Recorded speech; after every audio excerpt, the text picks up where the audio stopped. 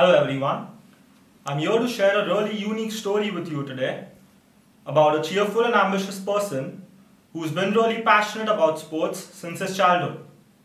However, he met with a really severe accident, a near-death experience, in which he lost his left arm and he went through several other injuries. This accident happened when he was just 17 years old, and it happened just a couple of months after his 12th board exams, and it left him bedridden and hospitalized for more than 2 months, and it made him physically challenged for life.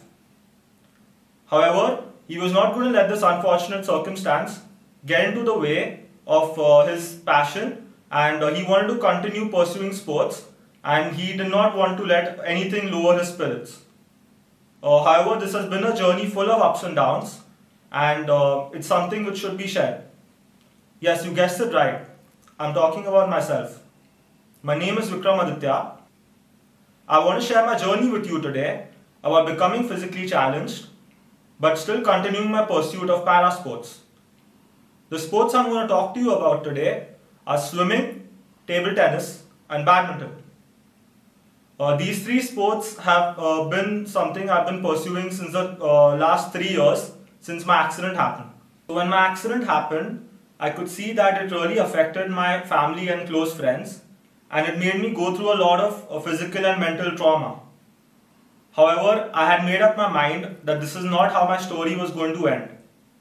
I had to shape my own journey, and I was not going to let external circumstances get into the way of it.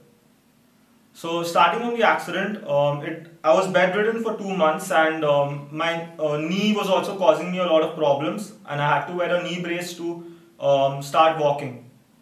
A few months from then, I realized that the sports I used to be passionate about in school, which are football and cricket, are not sports I could continue to play anymore. So I decided to start with a sport which did not require a lot of physicality, which was table tennis. Table tennis was a sport which I could play despite my injury, and I wanted to play through the pain barriers, and I knew that it was not very injury prone, and it was something which I could continue to pursue by developing my skill and technique. A few months after I started playing table tennis, I had to go through another knee surgery, and this left me bedridden for another month and a half, and I had to do ongoing physiotherapy for recovery of my knee. So I was a little low on spirits that this slowed me down and my momentum had broken. However, I was determined to come back stronger from this surgery. So after my knee recovered, I focused a lot on physiotherapy and making my bone stronger. Once I thought that the bone had become better, I started slowly getting back to brisk walking, and I started playing table tennis just once a week. I realized that things cannot be rushed, and I tried to increase the frequency gradually. I really was determined to play this and win accolades in it, and I ended up winning the tournament in my undergraduate college. Moving on from table tennis, I want to talk to you about how I got into swimming. Swimming is the para sport I'm the most passionate and enthusiastic about, and it came my way in a very unexpected manner. So during my recovery of the knee surgery, my physiotherapist had told me to walk into the swimming pool and just walk in the water. He did not advise me to swim, he asked me just to walk in the water to improve the stability and strength of my knee. So a few weeks went when I was just used to walk into the water, and I started remembering the times in my childhood when I used to really enjoy swimming recreationally during the summer season. So I realized that I should still try to experiment and try to balance single-handedly. And I just tried by staying into the shallow part of the pool, and I used to just do a few meters, and it was getting a little tough for me to balance, but I wanted to persevere the discomfort, and I tried to continue balancing myself and tried to improve my breathing technique. A few weeks later, I even went into the depth, although it was a little dangerous. I thought going into the depth of the pool would increase my confidence, and it would make me more determined to master my technique all over again. So learning swimming single-handedly after I used to swim very normally when I was in school and stuff was it was very different, but I was really enjoying the experience, and it made me feel more confident, and it started increasing my stamina. However, I had to overcome the consciousness of swimming in a public pool, considering my injuries. So I did have that fear of being a little conscious appearance-wise in the public pool, but I overcame that fear because I really wanted to become better at swimming and master swimming single-handedly. So a few months later, when the summer season arrived, I went to a crash course training under a specialized coach, and he really helped me improve my technique and breathing ability. And under his guidance, I participated in the Maharashtra State Para Swimming Championship, and I successfully completed the course, and I stood 5th out of 12 participants. These participants had been swimming since their childhood, and they were adapted to para swimming. However, I just swimming in maybe a year, I ended up successfully participating in it, and this ended up increasing my confidence even more. Through my experience with para swimming, I learned a lot.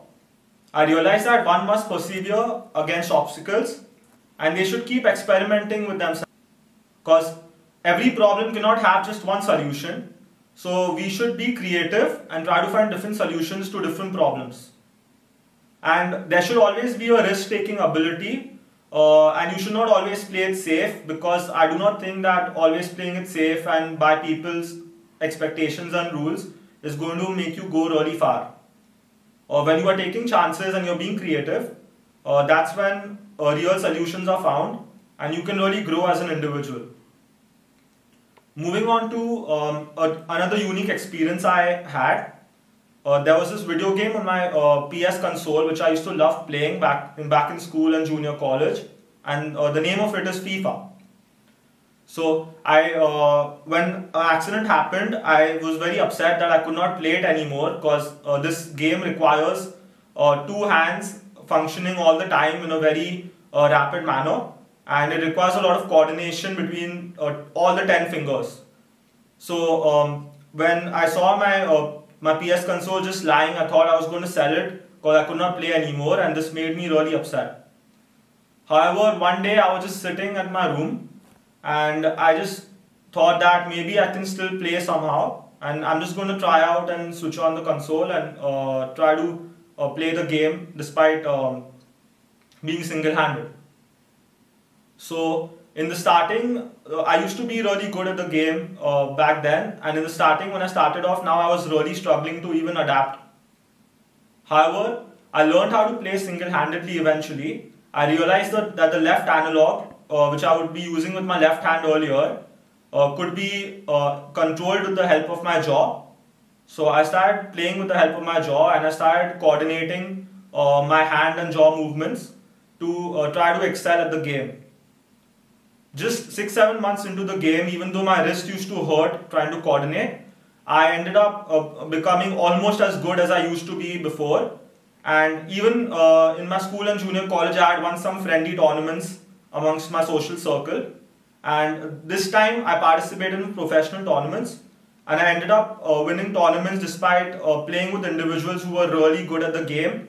They had been playing since years, and they were playing in a very normal condition. However, I tried to challenge the odds, and I started playing single-handedly, and I ended up winning the tournament. This was one of my greatest achievements, and it was something which made me feel very empowered.